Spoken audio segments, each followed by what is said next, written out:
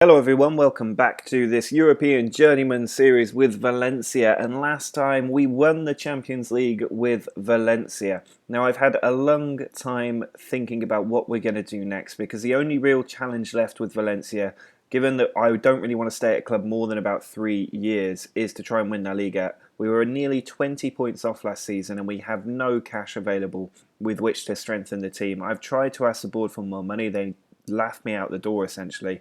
So there's absolutely nothing for me at this club, and I spent a long time thinking about it, and I have decided I'm going to leave it after 2 seasons, leaving as European champion. Now, one of the big factors in why I've decided to leave is that there are jobs going at Benfica and Ajax, and I'm 90% sure that I will get both of them if I apply. And at the moment, I'm thinking Benfica. They're the club that I really want to go to. I think Ajax maybe a little bit later down the line I would go to Holland, but at the moment Benfica, they have a good team. They're also really well off at the moment. And there's a lot of trophies that can be won in Portugal, and I also love the Portuguese league, so I'd love to go and manage Benfica if we can. They've got the same reputation rating as Valencia, which also helps. It means that I'll be able to keep managing big clubs after I go there, whereas Ajax is a step down and it might be difficult to get back into another big club.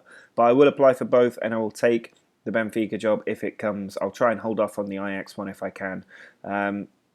But I know for a fact that I'm leaving the club, and I want to do it in the right way. I don't want to be poached, so I'm actually going to resign as manager of Valencia after a pretty fantastic time at the club. If you look at our history, 697 days at the club, they've paid me £3 million in that time, which is not the best wage in the world for a football manager. But we've just not really been able to spend any money. £34.5 million in 2 seasons, and winning the Champions League on that is absolutely incredible. But it is going to end here. As European champions, I'm going to resign as manager of Valencia. And there it goes. We are now unemployed. Things are all a bit different now. Who's looking to take over? Pep Guardiola would be a great shout. Also, Jurgen Klopp is available. So that's 2 big managerial heavyweights going for a job that I've just left, which is pretty incredible. We finished runners-up in La Liga this season and won the Champions League as well.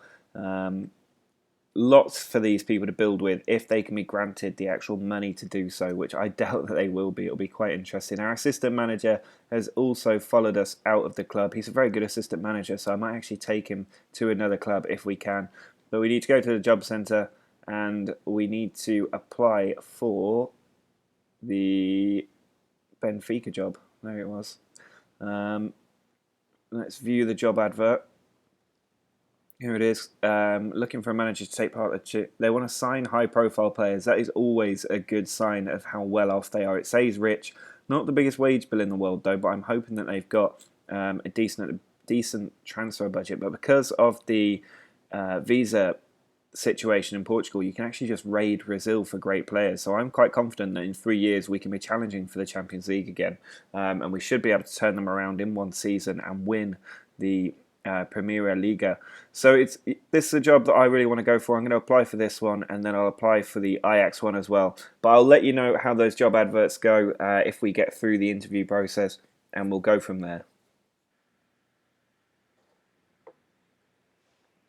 Well, we have been offered the Benfica job. We decided not to go for the Ajax one in the end. I'm putting all my eggs in the Benfica basket. Let's attend the interview and see how it goes. Glad to be given the chance.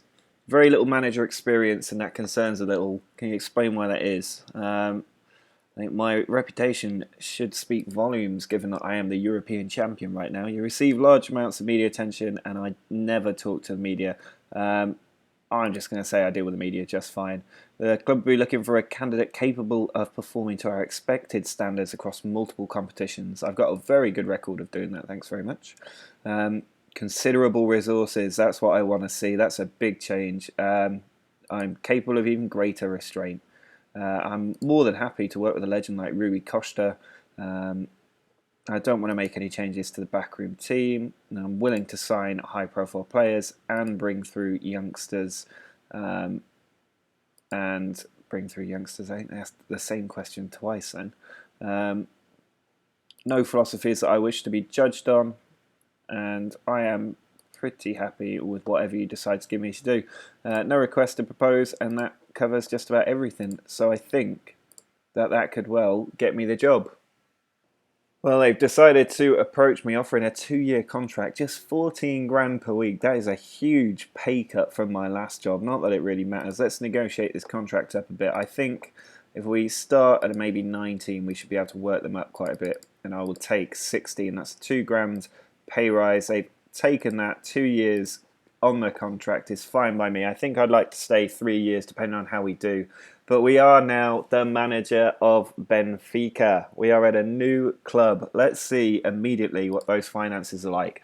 £37 million in the transfer budget. We can spend more in our first season at Benfica than we ever did in our time at Valencia. That is the reason that we had to jump ship. The club's finances are pretty good. They've been league champions 4 years in a row until last season. 22 million in the bank, no real concerns there. I am the new manager of Benfica. I'm going to skip these meetings, not entirely necessary. We've got one player out on loan, and there's a player currently happy. Andrea Zivkovic is unhappy. I will have a look at that in a minute. Social feed, that's fine by me. And there we go. Let's take a look at the squad, shall we? If we have a quick look at them by position, I will just fix this screen so we can see the assistant manager's ratings of the players.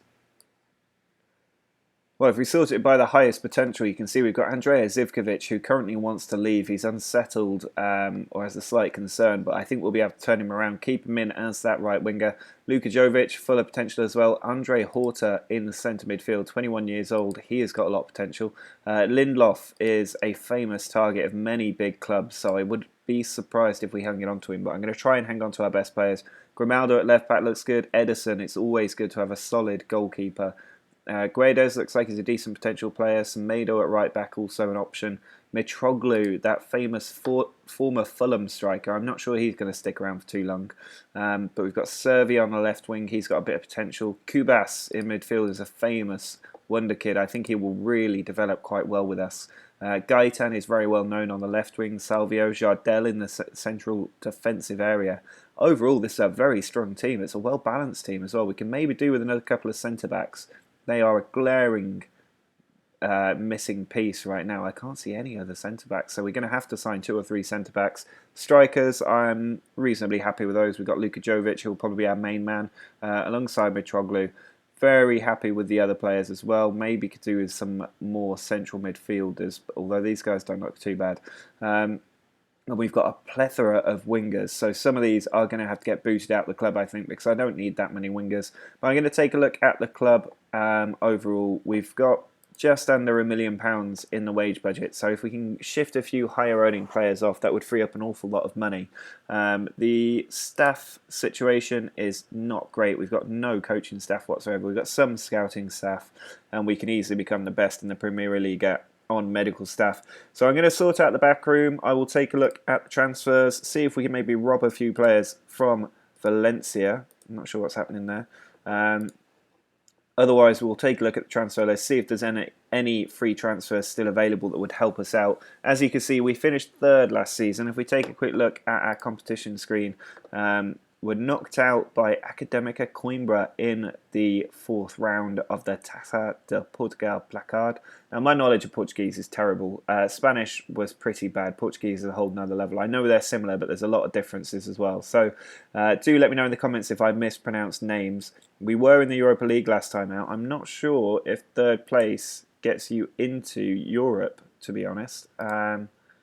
It does. We're in the Europa League next year, so we're going to miss out on defending the Champions League title as a result of being here. But I'm pretty sure we're going to win the title next year. If we were only 7 points off this season, with me in charge, we should be able to comfortably make up that gap. So what we'll do is I'll set up some friendlies, I'll go through the transfers, sort out the backroom staff, and I will see you at the other side of pre-season.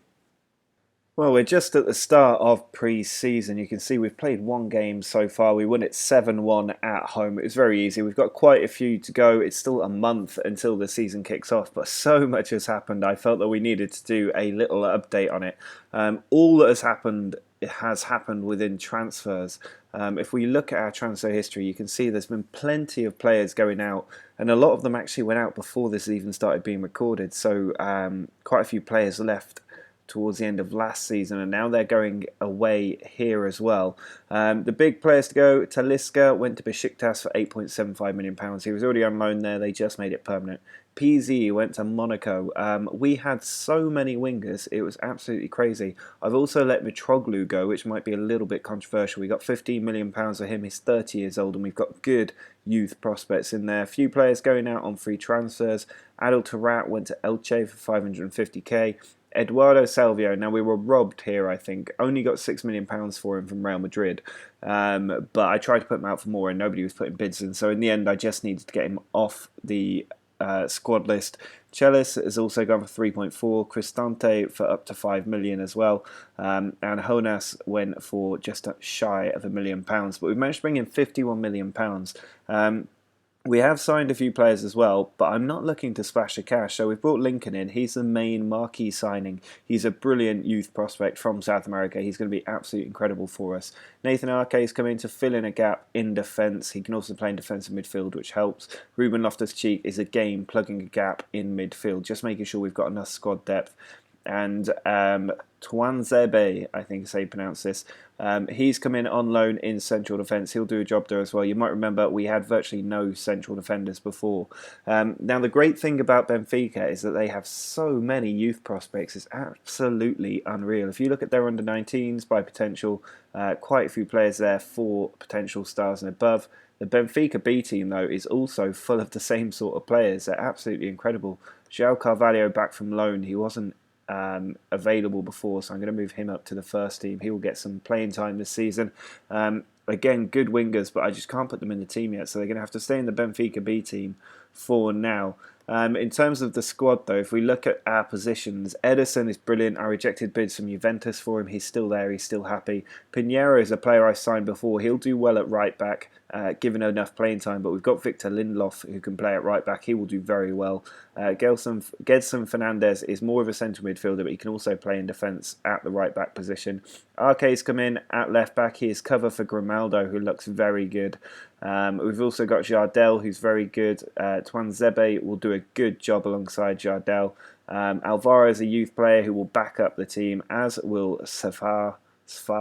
I'm not sure how you pronounce that one. Fiorentino Luis is another youth prospect who can cover for Andreas Cubas in defensive midfield. I am trying to sign Thiago Maia at the moment, but he has been a bit of a pain because he's injured. So the club keep vetoing the move. So I need to wait until he recovers, and then I should be able to bring in Thiago Maia as well. But with Cubas, we're already looking pretty solid.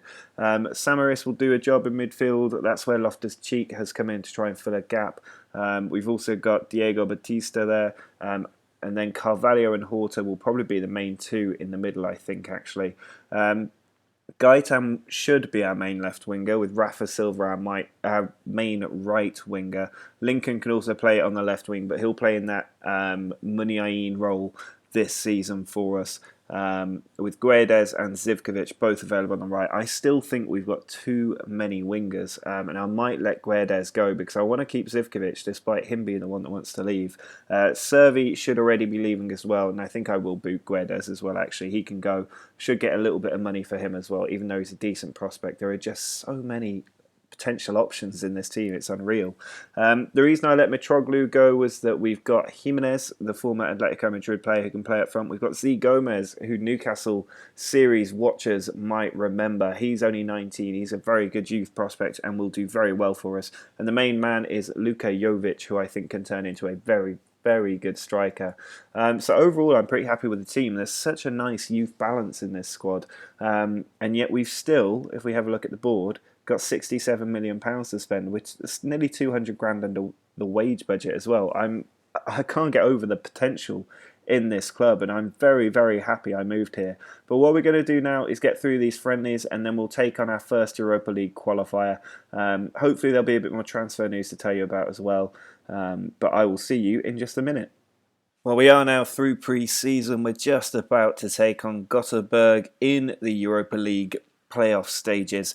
Now, we have had a few more transfers go on at the club. If we have a look at the transfer history, you'll see a few more players have been cleared out. This squad is just so bloated. So £58 million now raised. We've brought in a few other players. Timothy Fosu-Mensah has also joined us on loan, our second Manchester United youngster coming in. We signed Stamenkovic. He's come in. He's a great backup goalkeeper, only 18 years old, as is this guy who I will not try to pronounce, but he's going to be a solid defender in the future. We managed to get him for just £3 million. So we've only spent £31 million. We've still got £70 million in the bank if we want to spend it. But the trouble is at the moment, because we're only in the Europa League, we're not actually able to attract the highest quality talent. So there's really not anybody else out there that I think is going to significantly strengthen our team over the next 2 or 3 years. They could do a job this season, but I don't think we need them to do a job this season. In the Europa League, I think we're strong enough to win it, and we should be winning the Premier Liga very comfortably. And there's so much potential in this team already that I just don't have the need to change it. It's so big as well. So at the moment, we're just going to use what we've got. We'll figure out our best team. Then we can think about who else to bring in. The only other player I'm going to look at is Maya, but he is still injured, out for another couple of months, so he might not even be able to bring him in during this transfer window. But I would like to bring him in at some point.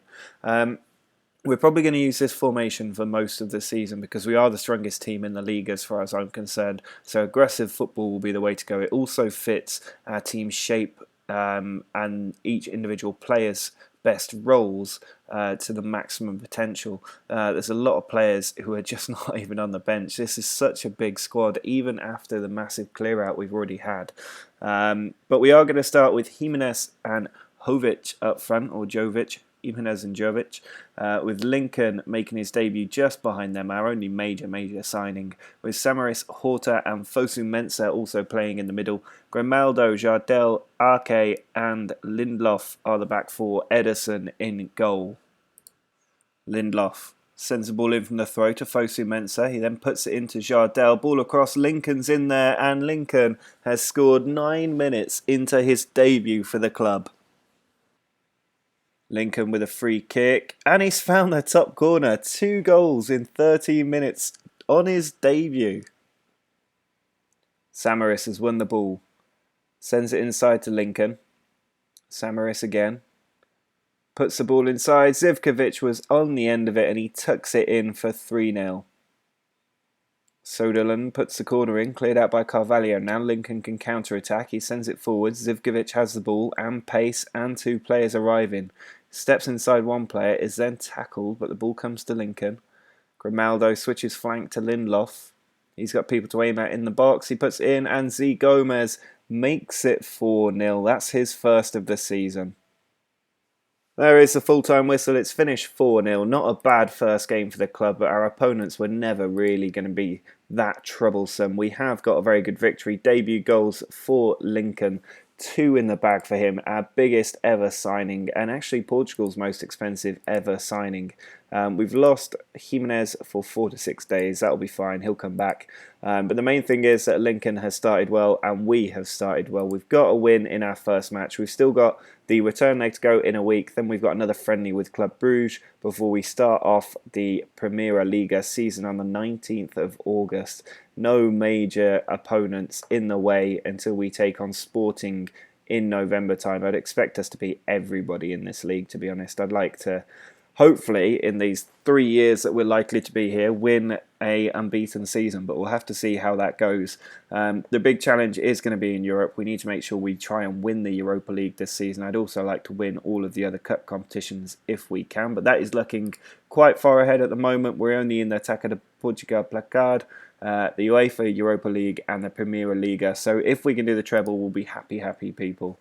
But that is going to be it for this episode. Drop a like on the video if you're enjoying the new club and all the business going on. Let me know in the comments what you think of the choice of Benfica. Of course, we could also have gone to Ajax. There weren't any other big clubs coming up at the time. And also let me know if you're sad to see me move on from Valencia, if it was maybe a bit premature in your opinion. But subscribe if you want to see how we get on at Benfica. But until next time, see ya!